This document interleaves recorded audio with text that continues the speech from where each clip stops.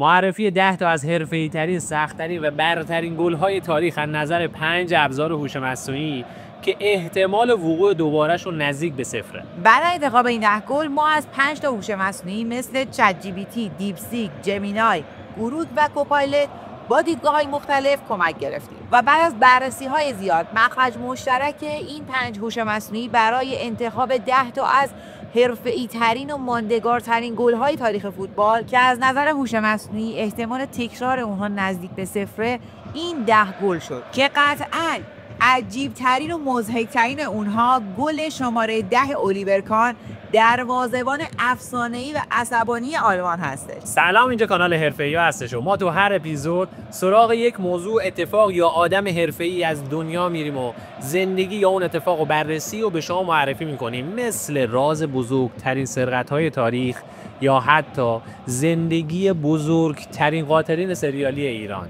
پس بی معطلی زدن رو دکمه سابسکرایب رو فراموش نکنید و بریم سراغ 10 تا از ماندگارترین و تکرار نشدنی ترین گل‌های تاریخ از نظر 5 هوش مصنوعی. گل شماره 1 چهارم نهایی لیگ قهرمانان اروپا، گلی که به نفع رئال مادرید و منجر به صعود این تیم به دور بعد شد، ولی رئالیا آرزو میکنن که کاش هیچ وقت این گل زده نمیشد. گلی که همه اعتقاد دارن باعث شروع فصل جدید فوتبال شد. اصلا میگن این گل درهای عربستان رو به ستاره‌های فوتبال جهان نشون داد. هوادارهای یووه بعد از دریافت این گل ایستاده ستاره رئال مادرید رو تشویق کردن که از نگاه طرفدارای رئال کاش هیچ وقت این کارو نمی‌کردن. سال 2018 تورین ایتالیا، دنی کارواخال از سمت راست نفوذ میکنه و توپ رو ارسال میکنه به محوطه جریمه یوونتوس. کریستیانو رونالدو با یه ضربه برگردون و بایسیکل از ارتفاع 2 متر و 40 سانتی در دقیقه 63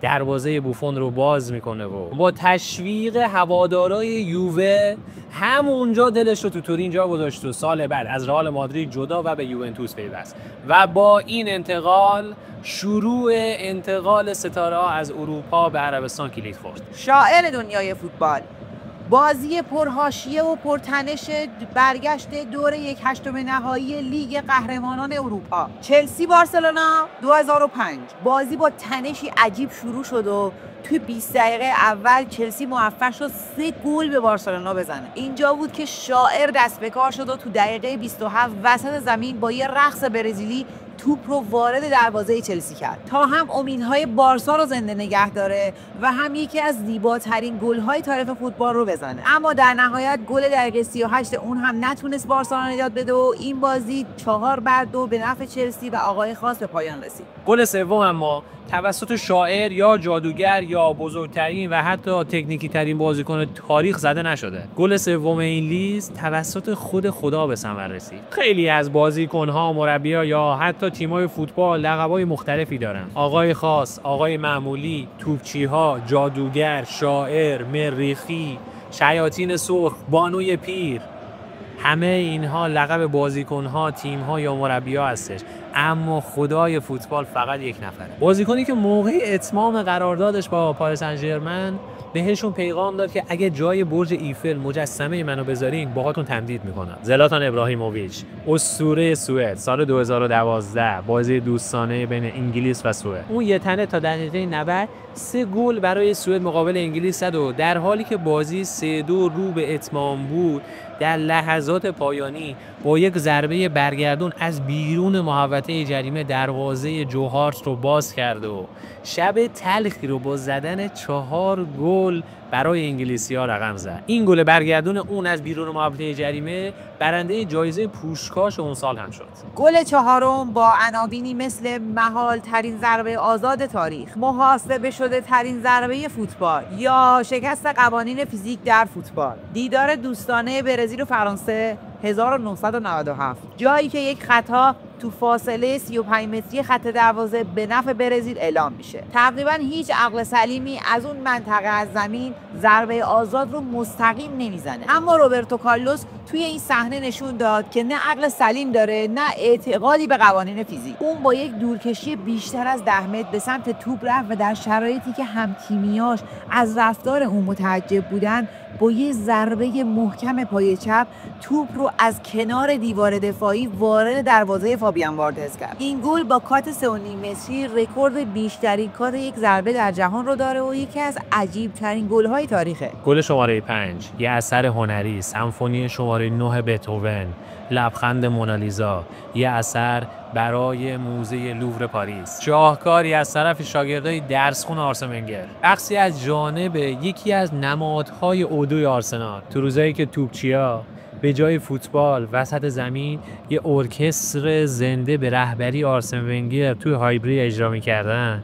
مرد یخی، ستاره بیچون و چرای تیم ملی هلند، با استفاده کامل از 100% ظرفیت مغزش تونست تو دقیقه 11 بازی هفته 29 لیگ برتر انگلیس تو سال 2002 یکی از جذابترین، درخشانترین، ماندگارترین گل‌های لیگ برتر رو به ثمر برسونه. حتما برای اینکه ویدیوهای بعدی ما رو از دست ندیم یادتون نره که ما رو سابسکرایب کنید. ششمین گل، 1/4 نهایی جام جهانی 1986 مکزیک. فوتبال هیچ وقت فقط یک بازی نبوده. در شرایطی که جنگ بین آرژانتین و انگلیس و شکست آرژانتینی ها کینه اونها رو نسبت به انگلیسی ها زیاد کرده بود، این فوتبال بود که تونست انتقام آرژانتینی ها رو از انگلستان بگیره. اسطوره فوتبال جهان تونست تو یک بازی هم گل قرن رو بزنه هم گل دست خدا رو. دیگو آرماندو مارادونا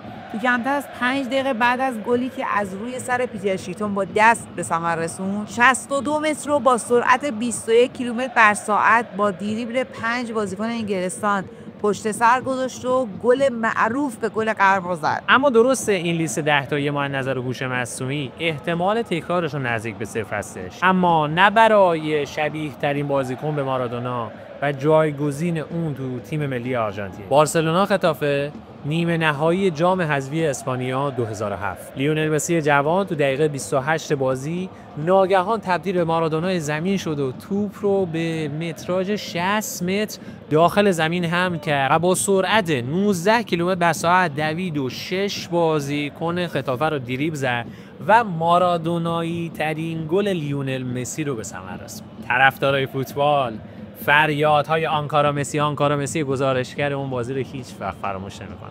گل 8 معروف به فرودگاه مستایا، گلی که رکورد سرعت دویدن یک بازیکن رو در زمین فوتبال در زمان خودش شکست. بازیکنی که سرعت دویدنش و رسیدنش به توپ رو به فرود یک هواپیما تشبیه می‌کنن. دقیقه 85 فینال جام حذفی و ال کلاسیکو، در شرایطی که بازی با نتیجه 1-1 در 90 دقیقه رو به اتمام بود، گرت بیل ستاره ولزی رئال مادرید با یه استارت 60 متری به طرز عجیبی مدافع بارسلونا رو دور زد و توپ رو وارد دروازه بارسلونا کرد تا رئال مادرید با فتح ال کلاسیکو قهرمان جام حذفی سال 2014 بشه. گل شماره 9، گلی آشنا برای طرفدارای فوتبال، فینال لیگ قهرمانان اروپا سال 2002، بازی بین دو تیم رئال مادرید و بایرن لورکوزن. بازی با گل دقیقه 8 راول گونزالز فوروارد افسانه رئال مادرید شروع شد و همه احساس می‌کردن که این بازی یک پایان راحت برای رئال مادرید داشته باشه، تا اینکه خیلی زود در دقیقه 13 لوسیو مدافع لورکوزن گل مساوی رو زد و بازی تا پایان نیمه اول به همین صورت ادامه پیدا کرد، تا اینکه یک ارسال از سمت چپ زمین یک موقعیت رو برای روبرتو کارلوس ایجاد کرد.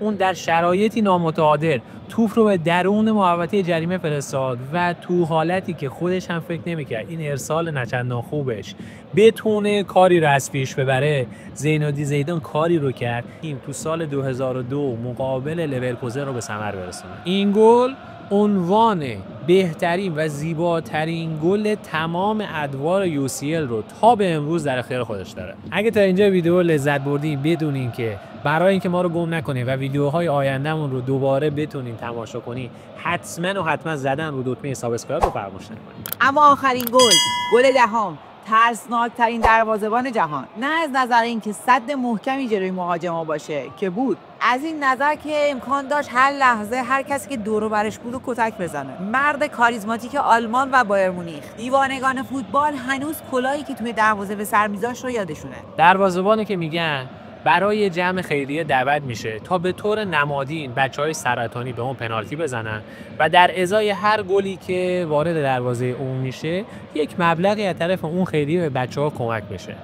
ولی در عین ناباوری اون تمام پنالتی ها رو میگیره، چون اصلا اون اهل این قرت بازی ها نیست، چون اون الیور کان هستش. هفته 31 بوندسلیگا 2001 دقیقه 89 بازی، در شرایطی که بایر مونیخ مقابل هامبورگ با نتیجه 1-1 در حال متوقف شدن بود، الیور کان روی یک ضربه کرنر برای بایر مونیخ جلو میکشه و به طرز عجیبی توی محوطه جریمه حریف توپ رو با 2 دست مشت میکنه و توپ وارد دروازه میشه. این عجیب ترین اقدام به گلزنی یک بازیکن تو طول تاریخ هستش و الیور کان بعد از این حرکت با دریافت کارت زرد دوم از زمین اخراج شد. قبل از پایان حتما ویدیو مربوط به عصبانیت رونالدو که منجر به نجات جون یه نوزاد شد رو تو کانالمون ببینید و اگه از این ویدیو لذت بردید حتما با لایکتون بهمون انرژی بدید. کانال حرفه‌ای‌ها رو فراموش نکنید. خدافظ.